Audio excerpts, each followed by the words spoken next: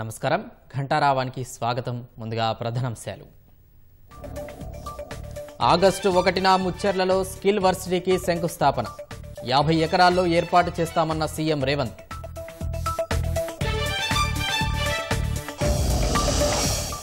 July 31లోగానే రెండో విడత రుణమాఫీ అమలు.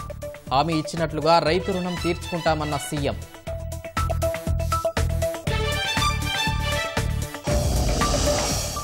ఏటా 6.5 లక్షల కొత్త ఆయకట్టుకు కృషి చేస్తాం. కాళేశ్వరంపై కేటీఆర్ వ్యాఖ్యలని తిప్పికొట్టిన మంత్రి ఉత్తమ్.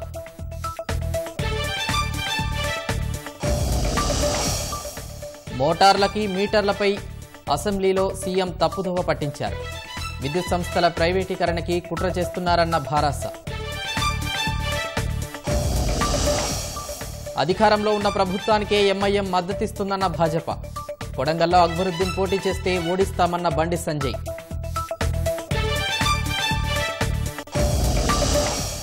దేశంలో ఖాదీ వస్త్రాల అమ్మకాలు 400% పెరిగాయి. ఆగస్టు నుంచి అంతా కొనాలని ప్రధాని మోదీ పిలుపు. హైదరాబాద్లో వైభవంగా లాల్ దర్వాజా బోనాలు. భారీగా తరలివచ్చి బోనాలు సమర్పిస్తున్న భక్తులు.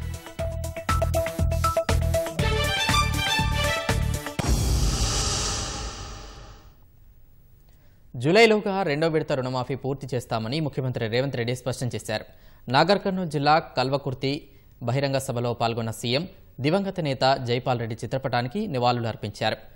మరో 3 రోజుల్లో ముచ్చెర్లలో స్కిల్ యూనివర్సిటీకి శంకుస్థాపన చేస్తామని సీఎం వివరించారు.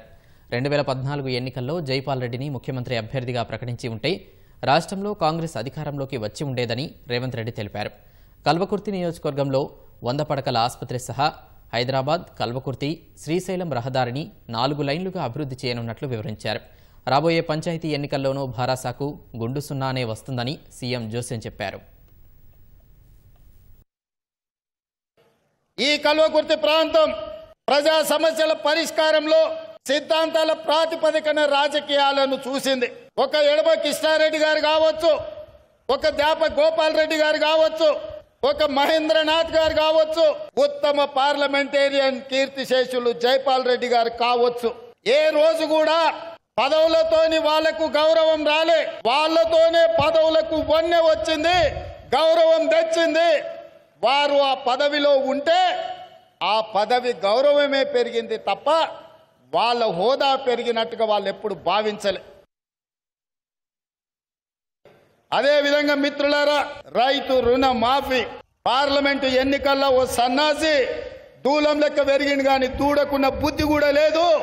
సవాలు విసిరిండు, నువ్వు 2 లక్షల రూపాయల రుణమాఫీ చేసి చూడు అని.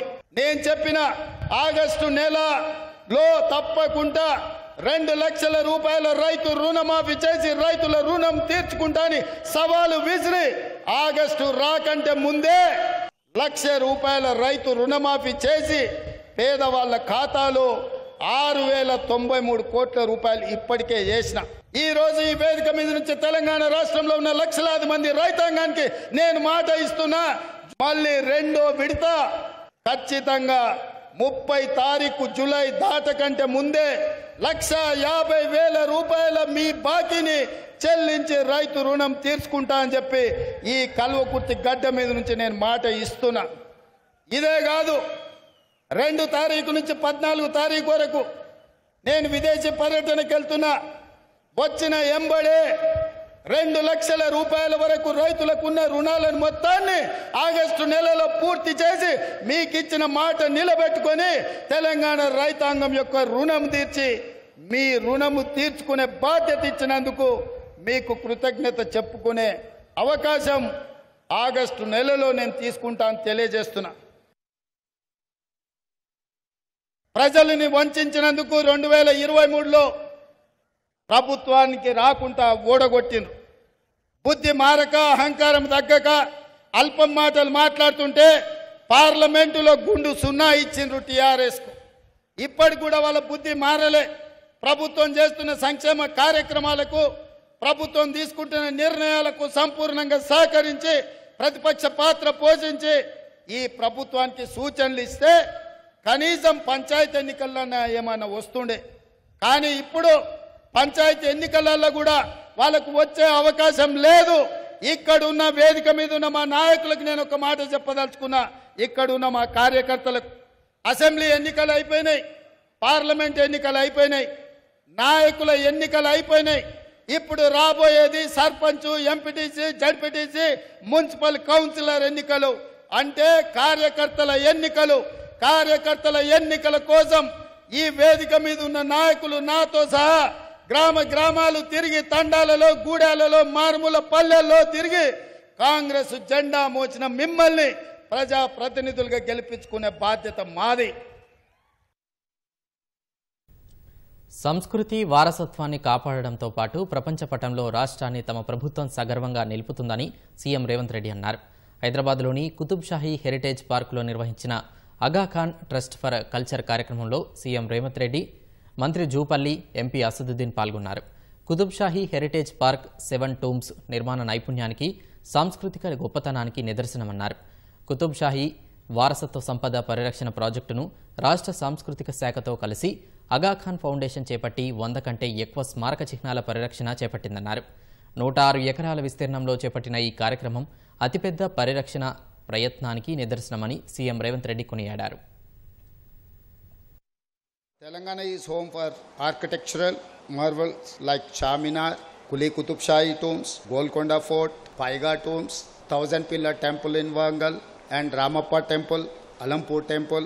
All these are our heritage architectural buildings are there.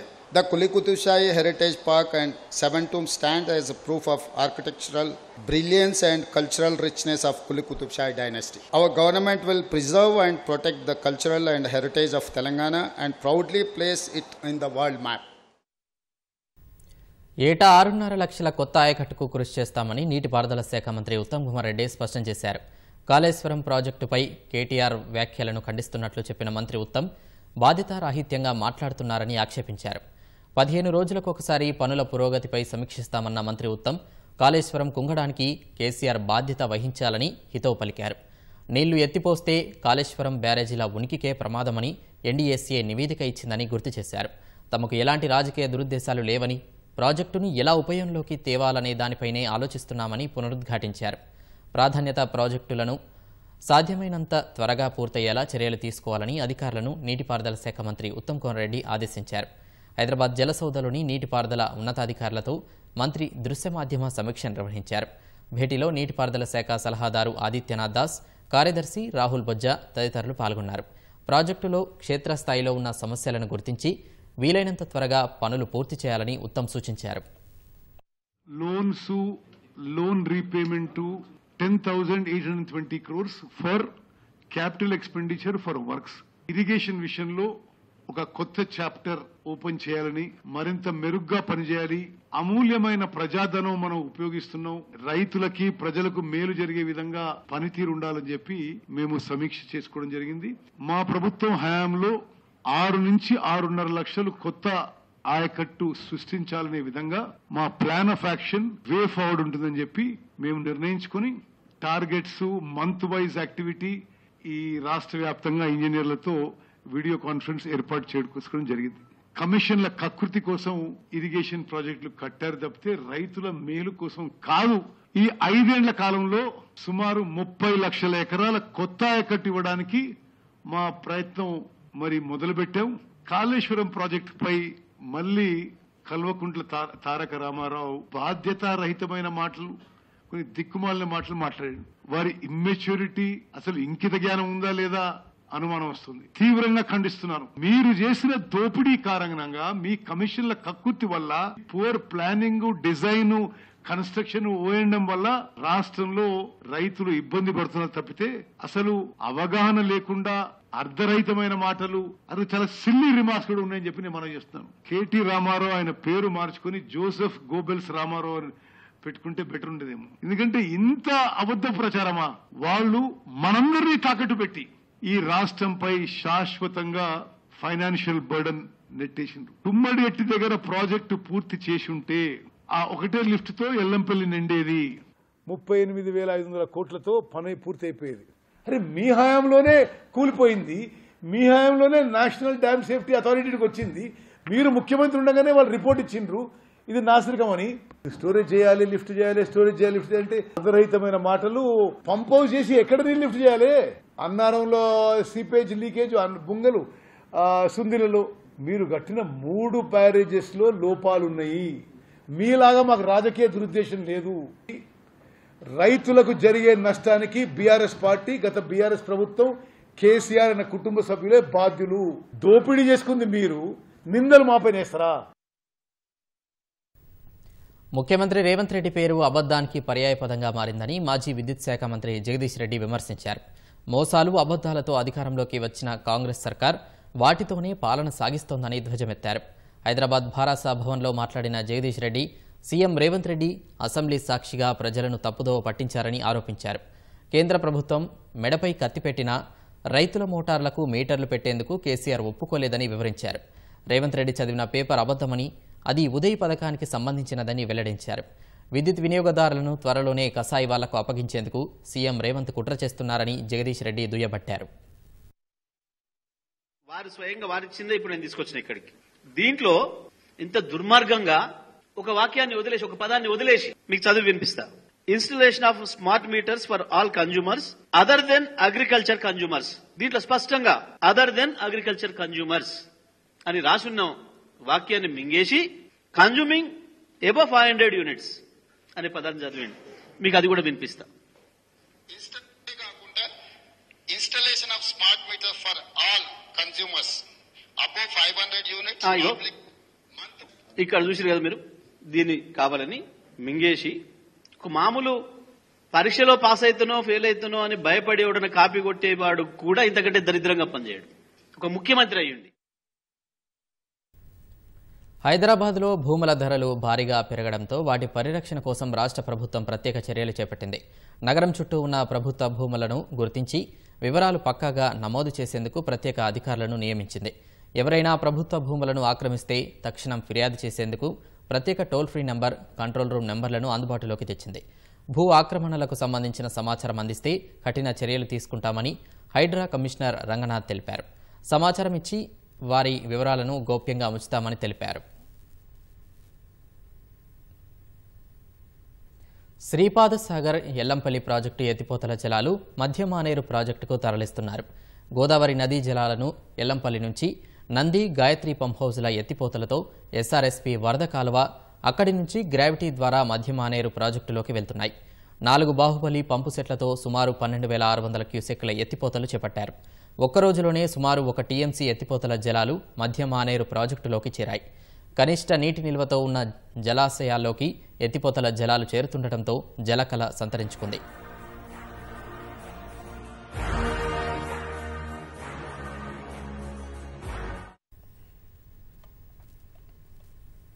Bhadrachalam వద్ద నిన్న సాయంత్రం వరకు పెరిగిన గోదావరి నీటి మట్టం నిన్న రాత్రి నుంచి క్రమంగా తగ్గుతూ వస్తోంది.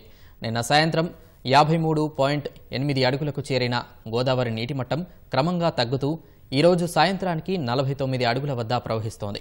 గోదావరి నీటి మట్టం క్రమంగా తగ్గుతూ వస్తుండటం వల్ల ఈరోజు మధ్యాహ్నం అధికారులు 3వ ప్రమాద హెచ్చరికను ఉపసంహరించుకున్నారు.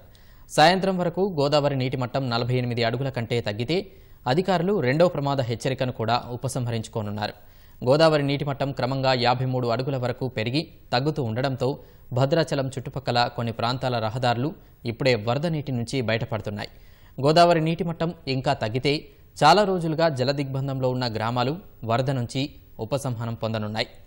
గోదావరి నీటి మట్టం కొంతమేర తగ్గినప్పటికీ భద్రాచలంలో స్నానఘట్టాల ప్రాంతం, కళ్యాణకట్ట ప్రాంతం వరద నీటిలోనే మునిగి ఉంది. నీటి మట్టం ఇంకా ఎక్కువగా ఉన్నందున గోదావరి పరివాహక ప్రాంతాలకు వెళ్లే ప్రజలు నదీ తీరాలకు వెళ్లవద్దని అధికారులు ఆదేశాలు జారీ చేశారు. భద్రాచలంలోని కరకట్ట పక్కన గల కొత్త కాలనీ, ఏఎంసీ కాలనీలకు నిన్న మురుగునీరు చేరడంతో 100 కుటుంబాలను అధికారులు పునరావాస కేంద్రానికి తరలించారు. వరద పూర్తిగా తగ్గే వరకు వరద బాధితులు అంతా పునరావాస కేంద్రాల్లోనే ఉండాలని అధికారులు సూచించారు. అక్బరుద్దీన్ ఓవైసీ కొడంగల్ నుంచి పోటీ చేస్తే డిపాజిట్ దక్కకుండా చేస్తామని కేంద్ర హోంశాఖ సహాయ మంత్రి బండి సంజయ్ సవాల్ విసిరారు. అధికారంలో ఏ పార్టీ ఉంటే ఆ ప్రభుత్వానికి ఎంఐఎం ఒత్తాసు పలుకుతుందని బండి సంజయ్ విమర్శించారు. ఇప్పటివరకు భారత అధినేత కేసీఆర్ని పొగిడిన ఎంఐఎం నేతలు ఇప్పుడు తిట్టడం మొదలు పెడతారన్నారు. హైదరాబాద్ పాతబస్తీలోని శ్రీ భాగ్యలక్ష్మి అమ్మవారిని కేంద్ర మంత్రి బండి సంజయ్ కుమార్ దర్శించుకుని ప్రత్యేక పూజలు నిర్వహించారు. బోనాలని ప్రభుత్వం రాష్ట్ర పండుగగా గుర్తించినప్పటికీ కొన్ని ప్రాంతాల్లో ఉత్సవం జరుపుకునే పరిస్థితి లేదని బండి సంజయ్ ఆరోపించారు. దమ్ముంటే ఏమని చెప్పు, మా పార్టీని నిర్ణయించుకొని కొడంగల్లో గిట్లా అక్బరుద్దీన్ వేసి పోటీ చేస్తే డిపాజిట్ రాకుండా చేసే బాధ్యత మాది. ఖతర్నాక్ అభ్యర్థులు నిలబడతాం మేము. ఒక్కొక్క యువకుడు కొడంగల్లో ఒక్కొక్క ఇంటికి ఇన్ఛార్జ్ గా వచ్చి డిపాజిట్ రాకుండా చేస్తాం. వాళ్ళు పంచుకుంటే అయిపోతుంది. ప్రపంచ స్థాయిలో త్రివర్ణ పతాకాన్ని ప్రదర్శించే అవకాశం భారత అథ్లెట్లకు ఉందని ప్రధాని నరేంద్ర మోదీ వివరించారు. మన్ కీ బాత్ 112వ ఎపిసోడ్లో భాగంగా ప్రజల ముందుకు వచ్చిన మోదీ ప్యారిస్లోని మన క్రీడాకారులకు శుభాకాంక్షలు తెలపాలని విజ్ఞప్తి చేశారు. అస్సోంలోని చెరాయిదేవ్లో అహోం రాజవంశీకులు నిర్మించిన మొయిదమ్స్ను యునెస్కో ప్రపంచ వారసత్వ సంపదగా గుర్తించడంపై ప్రధాని హర్షం వ్యక్తం చేశారు. ప్రపంచ స్థాయిలో త్రివర్ణ పతాకాన్ని ప్రదర్శించే అవకాశం మన ఆటగాళ్లకు ఉందని ప్యారిస్ ఒలింపిక్స్ ను ఉద్దేశించి ప్రధాని నరేంద్ర మోదీ వ్యాఖ్యానించారు. ప్రతి నెల చివరి ఆదివారం రేడియోలో నిర్వహించే మన్ కీ బాత్ 112వ ఎపిసోడ్ ద్వారా మోదీ తన మనసులోని భావాలను వెల్లడించారు. ఒలింపిక్స్ లో పతకం గెలిస్తే ఎందరికో స్ఫూర్తి కలుగుతుందన్నారు. కొన్ని రోజుల క్రితం జరిగిన అంతర్జాతీయ గణిత ఒలింపియాడ్లో టాప్ 5కు చేరుకున్న భారత బృందాన్ని ప్రధాని మోదీ అభినందించారు.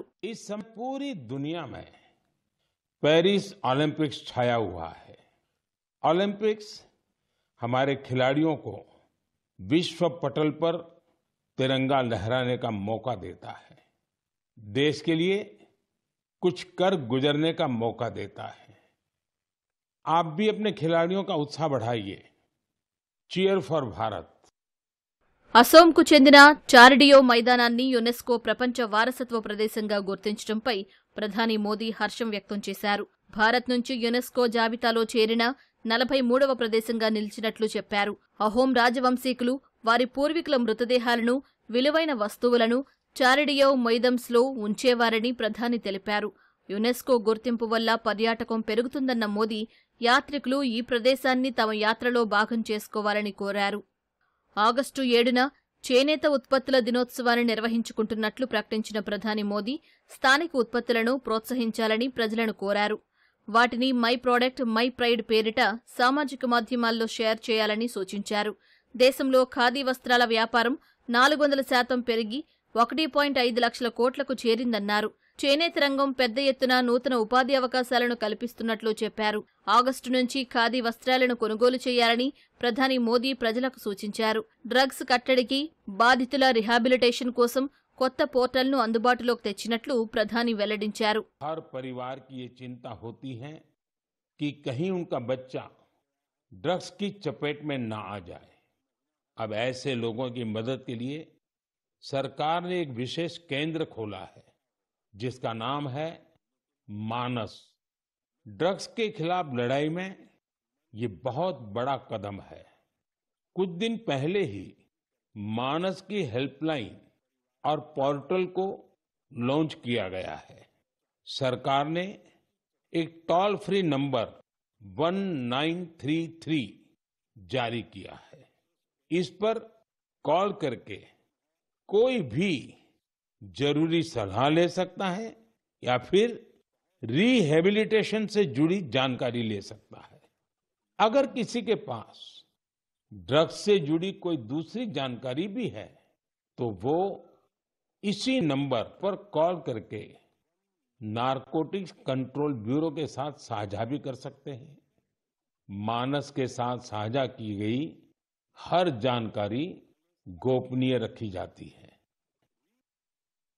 మన్ కీ బాత్ కార్యక్రమాన్ని కేంద్ర మంత్రులు రాజ్నాథ్ సింగ్, జేపీ నడ్డా, అమిత్ షాతో పాటు బీజేపీ పాలిత రాష్ట్రాల ముఖ్యమంత్రులు ఆలకించారు.